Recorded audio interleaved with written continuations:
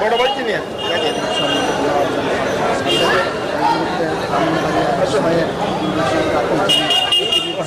বলে আসলে দিয়েছিলেন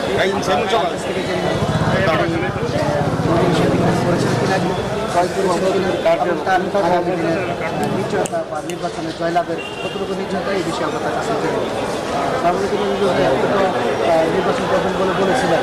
তো সেই ক্ষেত্রে জামানদার আসলে কিন্তু আপনি নমিনেশন পেপার কিনেছেন কিনা, আর যদি কিনে দেবেন সেক্ষেত্রে আপনার নিশ্চয়তা মানে নির্বাচনে আপনি জয়লাভ করবেন সে বিষয়ে আপনার মন্তব্য শুনবেন। ধন্যবাদ দিদিকে। আমাদের এই আজকে বাংলাদেশ আওয়ামী লীগের পার্টির মাননীয় প্রধানমন্ত্রীর অর্থাৎ মাননীয় সভানেত্রী কার্যালয় ধানমন্ত্রী আমি একটু আগে সাক্ষাৎকার দিয়েছি নিউজ 24-এ, এবং আমার সাক্ষাৎকার কিছু আগে চলে গেছে আর সেটা বিকাল 3টায় সময় টিভিতে। আমি ধন্যবাদ জানাচ্ছি দিদিকে টিভির দর্শক বৃন্দকে ধন্যবাদ জানাচ্ছি দিদিকে আপনাদের সাংবাদিক ভাইদেরকে। আমি আমার প্রথম পরিচয় দিচ্ছি। আমি বাংলাদেশ ছাত্রলীগ ইসলামী বিশ্ববিদ্যালয় শাখার প্রতিষ্ঠানের ছাত্রমহলের সভাপতি, মনিরুদ্দিন হাসান চৌধুরী ইকবাল রহিম কমিটির জাতীয় পরিষদ সদস্য এবং শামীম পান্নাকের কমিটির আমি কেন্দ্রীয় কমিটির সদস্য। দুর্দিনে আমি রাজনীতি করেছি এবং জননেত্রী শেখ হাসিনার একজন বিশ্বস্ত কর্মী হিসাবে আজও এই নৌকা প্রতীকের অপেক্ষায় আছি। আমি অনেক আগেই মাননীয় প্রধানমন্ত্রীর কাছে বারবার, যখন তার ছেলের মতো আমাকে আদর করতেন, আমি বারবার মাননীয় প্রধানমন্ত্রীর কাছে গেছি, বলেছি, এবং আমি ব্রাহ্মণবাড়িয়া 6 থেকে নির্বাচন করার জন্য প্রস্তুতি নিচ্ছি। এবং আমার বাবা বীর মুক্তিযোদ্ধা মালিক সুবেদার, উনি বঙ্গবন্ধুর ডাকে 1971 সালের মহান স্বাধীনতা যুদ্ধে অস্ত্রকে হাতে তুলে নিয়ে উনি এসপি মাহবুবের নেতৃত্বে তখনকার ইপিআর, আজকের বিডিআর, আজকের বিজেপি, পরবর্তীতে বিডিআর, আজকের বিজেপি, উনি যখন ইপিআরে ছিলেন, যখন পাকিস্তানি হানাদার বাহিনী এই রাজারবাগ, তারপরে ঢাকা বিশ্ববিদ্যালয় রোকেয়া হল এবং পুলিশের রাজারবাগ, আর এই যে আজকে ধানমন্ডি পার্টি অফিসের সামনে যে বিডিআরের সদর দপ্তর, যেটা আজকের বিজেপি, এই সদর দপ্তরে যখন পাকিস্তানিরা হামলা করলো, তখন বঙ্গবন্ধুর নেতৃত্বে আমার বাবা যশোহর ইপিআর থেকে অস্ত্রকে হাতে তুলে নিয়ে বঙ্গবন্ধুর ডাকে যুদ্ধ করেছিলেন। সেই যুদ্ধে আমার বাবা, পাকিস্তানিরা আমার বাবাকে হত্যা করতে পারেনি। পরবর্তীতেও বঙ্গবন্ধুকে 75-এ পূর্ণ হত্যা করার পর যখন এদেশে জিয়াউর রহমানের নেতৃত্বে যখন রাজাকারদেরকে পুনর্বাসিত করা হলো, তখন 93 সালের 20শে মে এই রাজাকাররা আমার বাবাকে হত্যা করলেন। তখন মাননীয় প্রধানমন্ত্রী, আজকে তিনি যখন বিরোধী দলের নেত্রী ছিলেন 93 সালে, তখন আমি মিন্টু রোডে আমার মাকে নিয়ে মাননীয় প্রধানমন্ত্রী, আজকে প্রধানমন্ত্রী, তখনকার বিরোধী দলের নেত্রী, ওনার সাথে আমি দেখা করি, এবং উনি আমাকে তখন সেই 91-এর ক্ষমতা আসে সরকারি বেগম খালেদা জিয়া, যে খালেদা জিয়া আজকে দুর্নীতিতে জেল কাটছেন, উনি তখন এই সন্ত্রাস দমন অধ্যাদেশটা একটি আইন করেছিলেন, সেই আইনে আমাদেরকে মামলা দিয়েছিলেন। আমরা ওই মিথ্যা মামলা ফেস করে ইনশাল্লাহ মাননীয় প্রধানমন্ত্রীকে পরবর্তীতে 96 ক্ষমতায় আনার জন্য আমরা অগ্রণী ভূমিকা পালন করি, এবং মাননীয় প্রধানমন্ত্রী ক্ষমতায় আসার পর আমাদের বিশ্ববিদ্যালয় পরিষ্কার আদেশ প্রত্যাহার হয় এবং ইসলামী বিশ্ববিদ্যালয়ে বঙ্গবন্ধু হল হয়, সচেতনতা হল হয়, 126টি সাবজেক্ট হয়, আল্লাহর ডিজাইনে ইসলামী বিশ্ববিদ্যালয়ে শহীদ মিনার হয় এবং মুক্ত বাংলা হয়। তখন বাংলার মানুষের কাছে আমরা রাজনীতি করছিলাম বলেই মাননীয় প্রধানমন্ত্রী আজকে ক্ষমতায় আছেন, এবং আমরা বিশ্বাস করি উনি ক্ষমতায় থাকবেন। এই জন্য এদেশের মানুষ বিশ্বাস করে উনি ক্ষমতায় থাকবেন। যে অনেকেই মনে করেছিল, আজকে দেখুন সেই ঐক্যজোট বা যুক্তফ্রন্ট বা ঐক্যফ্রন্ট, তারা মাননীয় প্রধানমন্ত্রীকে চিঠি দিয়েছে। তারা মনে করেছিল যে মাননীয় প্রধানমন্ত্রী তাদের সাথে বসবেন না, কিন্তু মাননীয় প্রধানমন্ত্রী উদার মন মানসিকতার লোক, কোনো বঙ্গবন্ধুর কন্যা, যার দরুন উনি সবাইকে ডেকে বসলেন এবং কিভাবে একটি সুষ্ঠু ভালো নির্বাচন করা যায় সেই প্রেক্ষাপট, সেই ব্যাপারে উনি সবার কথা শুনলেন। যেহেতু নির্বাচন কমিশনার গতকাল নির্বাচনের তফসিল ঘোষণা করেছেন এবং আগামী 23শে ডিসেম্বর নির্বাচন হচ্ছে, একাদশ জাতীয় সংসদ নির্বাচন। এই নির্বাচনে আওয়ামী লীগের একজন কর্মী হিসাবে, জননেত্রী শেখ হাসিনার একজন আদর্শ সন্তান হিসেবে, বঙ্গবন্ধুর একজন সৈনিক হিসাবে আমি ব্রাহ্মণবাড়িয়ার 6 বাঞ্ছারামপুর থেকে নমিনেশন চাচ্ছি। বাঞ্ছারামপুরের মানুষকে নিয়ে আমি স্বপ্ন দেখি, বাঞ্ছারামপুরের মানুষকে আমি হৃদয় দিয়ে ভালোবাসি। 1972 সালের পর বাঞ্ছারামপুরে যে ছাত্রলীগ হয়েছে, সেই ছাত্রলীগ অসীম কুমার উকিলকে নিয়ে আমি করি এবং সেদিন ক্যাপ্টেন দাস ভাই আমাকে সার্বিক সহযোগিতা করেন। তিনি কিছুদিন আগে মন্ত্রী ছিলেন, আজকের এমপি।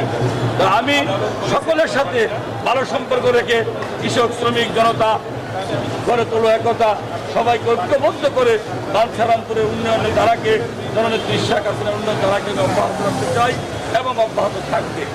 আর জি জি জি জি নমিনেশন প্রয়োগ করার মাঝে আমি যে দেখলাম আজকের যে পরিস্থিতি, এই পরিস্থিতিতে বিভিন্ন লোকেরা যেভাবে স্মরণ করে আসছেন, বারবার মাইক দিয়ে বলা হচ্ছে যে আপনারা 3 জন করে আসুন, আপনারা একজন নমিনেশন ব্যাপার যিনি নমিনেশন নেবেন তিনি আসুন, তার সাথে একটা প্রস্তাব করে একজন সমস্যা দিয়ে আসুন। কিন্তু আমরা দেখলাম শুনানির নামে এখানে অরাজকতার সৃষ্টি হচ্ছে, আমরা এটাকে পছন্দ করি না এবং এখানে কারা এগুলো করতেছে এটা আমি অনুরোধ করবো যারা সত্যিকারে বঙ্গবন্ধুকে ভালোবাসে, যারা জননেত্রী শেখ হাসিনাকে ভালোবাসে, তারা উৎসবমুখর পরিবেশে নির্বাচন হচ্ছে, এটা হবে, কিন্তু তারা ডিসিপ্লিন রক্ষা করো, এই ডিসিপ্লিন রক্ষা করে যার যার নমুনার পত্র কিনো। আমরা নমুনার পত্র কিনে আমি যখন পরিস্থিতি খারাপ তখন আমি ভিতরে এখানে শামীম ভাই আছে এবং আমার থানার মাসুদ আছে, আমি তাদের কাছে রেখে আসলাম এবং পরবর্তী 1-2 দিন পরে আমি নিয়ে আসবো, আনার পরে দেখি এটা ভিতরে ইনশাআল্লাহ জমা দেব। আমি আশা করি আমি এবার নমিনেশন পাবো। সেক্ষেত্রে আপনি জয়েন্ট কথা যে এই বাচ্চারামপুর ব্রাহ্মণবাড়িয়া শহরের যে আসনটা আপনি মাননীয় প্রধানমন্ত্রীকে ভয় দিতে পারবেন বলে আপনি বিশ্বাস করেন? অবশ্যই ইনশাআল্লাহ, ইনশাআল্লাহ বিপুল ভোটে আমি জয়লাভ করব। গত যতগুলো নির্বাচন হয়েছে 70-এর পরে মাঝে বিএনপি 3বার এমপি হয়েছে, একবার জাতীয় পার্টি হয়েছে, পরবর্তীতে ক্যাপ্টেন দাস ভাই 3বার এমপি হয়েছে।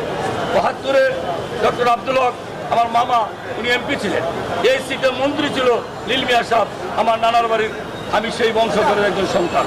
তা আমি বিশ্বাস করি বিপুল ভোটে আমি জয়লাভ করব এবং এই যুব সমাজ, আজকের আজ কৃষক, শ্রমিক, জনতা, তারা প্রত্যেকের সাথে আমি কথা বলেছি, তাদের একটি কথা, আমরা একজন মুক্তিযোদ্ধার সন্তানকে এখানে চাই।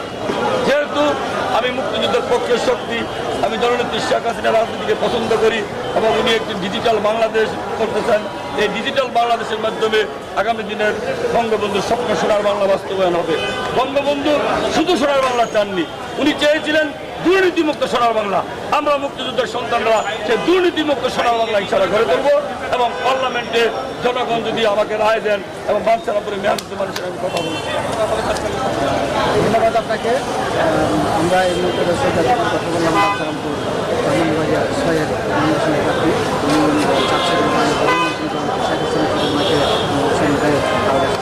বিপুলভাবে জয়লাভ করে সেই আসনটি মানে প্রধানমন্ত্রী করার জন্য সন্তান আমরাও চাই জীবনটা নিজের করুক এই আশা করে আবার লাস্টে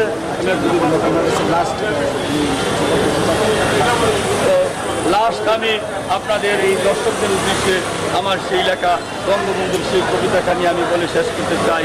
যাবার বেলায় বলে যেতে চাই, অজিত তুমি যদি সমুদ্র হও তাহলে তোমার হাসুদের স্বপ্ন শেখ হাসিনা পদ্মা নদীর মাঝি, যে পদ্মায় চলবে পূর্বে গাড়ি, আমি মেঘনার পরের তিতাস নদীর বালুর কণা। বঙ্গবন্ধু বাংলার মানুষ তোমাকে এত ভালোবাসে এই জন্য যে রবীন্দ্রনাথ তোমাকে ভালোবেসে একটি গান উপহার দিয়েছিল, আমার সোনার বাংলা আমি তোমায় ভালোবাসি। যে গানটিকে তুমি জাতীয় সঙ্গীত করে রাখলে, সেজন্যই বাংলার মানুষ তোমাকে এত ভালোবাসে। তোমাকে লাল সালাম, সেলুট, জয় বাংলা, জয় বাংলা। ধন্যবাদ।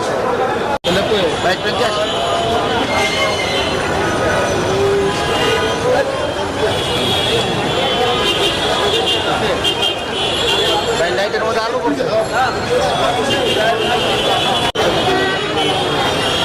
আমার এই সরকার ক্ষমতায় আসুক, আমি দোয়া করি এই সরকারে বাংলাদেশে প্রচুর কাজ করেছে। এই সরকারের উন্নয়ন সারা দেশে উন্নয়ন করে মোটামুটি থাকছে সরকার। এই সরকারের দরকার, অন্য কোনো সরকারের দরকার না। এই সরকারটা দেশে আরও উন্নত এই সরকারের আমাদের প্রয়োজন আছে। এই সরকারের উন্নয়ন সবচেয়ে বড় উন্নয়ন, অন্য কোনো সরকার উন্নয়ন করতে পারে নাই।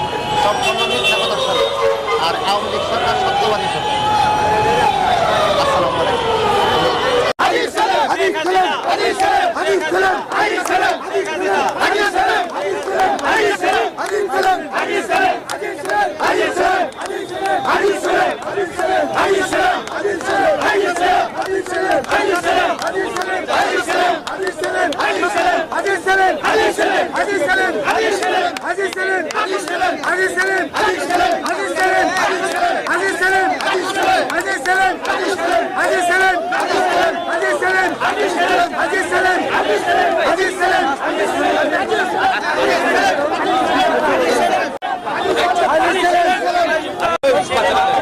আমরা এই মুহূর্তে উপস্থিত আছি ঢাকার সাথে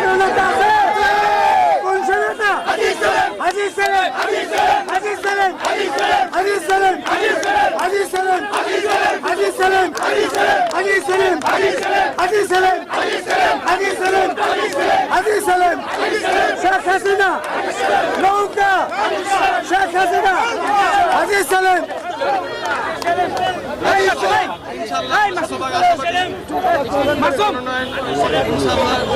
শেখ হাসিনা ঢাকা ৭ আসনের ইনশাআল্লাহ।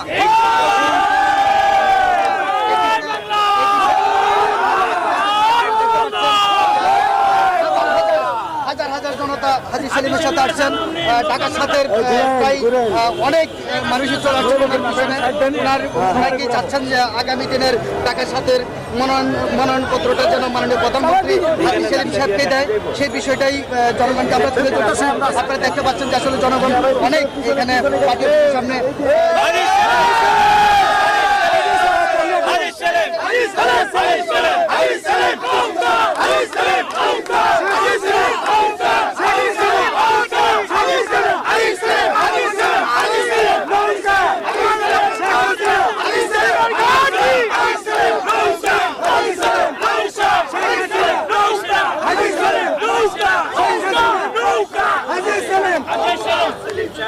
জয়লাভ করে জননেত্রী শেখ হাসিনা অর্থাৎ বাংলাদেশ আওয়ামী লীগকে ঢাকা ৭ আসনটি উপহার দেবে।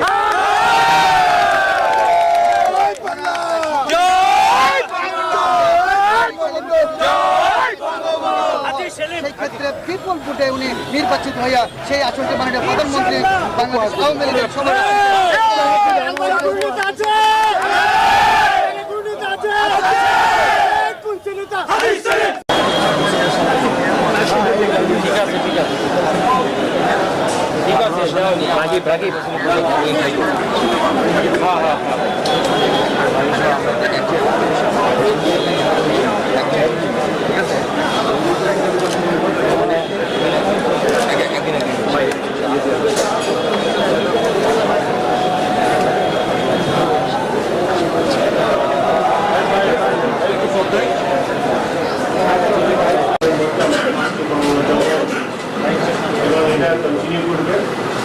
আওয়ামী লীগের সাধারণ সম্পাদক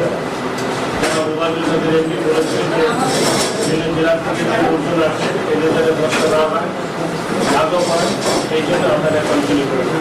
আজিজ খান বাংলাদেশ আওয়ামী লীগ সভাপতি, আওয়ামী লীগ প্রধানের বাংলাদেশ শাখা মাননীয় প্রধানমন্ত্রী জনাব শেখ হাসিনা নিজেও বলেছেন ঠিক আছে কষ্ট দূর দূরান্তের লোক আসছে এটা কন্টিনিউ করার জন্য আমরা কন্টিনিউ করছি। এখন 10টি বিষয়ে কাজ করছে, কিন্তু দেরি হইলে যতক্ষণ পর্যন্ত থাকছে ততক্ষণ পর্যন্ত আমরা এটা কন্টিনিউ করছি। 9টা বাজুক আর 10টা বাজুক যতক্ষণ পর্যন্ত প্রার্থী আছে ততক্ষণ পর্যন্ত আমরা ফর্ম বিক্রি করা কন্টিনিউ করছি। এবং এও বলেছি যে আগামীকাল সকাল আজকে বিরুদ্ধ ছিল 12:30 থেকে দুপুর 3টা পর্যন্ত জুমা এবং আবার লাঞ্চের ব্রেক ছিল। আগামীকাল সকাল 10টা থেকে সন্ধ্যা 6টা পর্যন্ত নন স্টপ বিরতিহীন আমরা ফর্ম বিক্রি করব। এবং এই ফর্ম বিক্রি আগামী 11 তারিখ পর্যন্ত চলবে। 11 তারিখ নমিনেশন বোর্ডের যে মিটিং হবে, সেই মিটিংয়ে সিদ্ধান্ত হবে এই ফর্ম কতদিন বিক্রি চলবে এবং কতদিন মধ্যে আমরা একটা জমা পাবো, ওই দিন সিদ্ধান্ত হবে।